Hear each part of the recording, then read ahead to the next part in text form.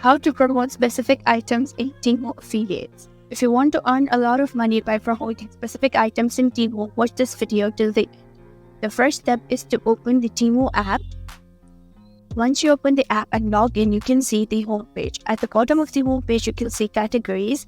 Click on categories, search bar, type affiliate. This leads you to the affiliate page.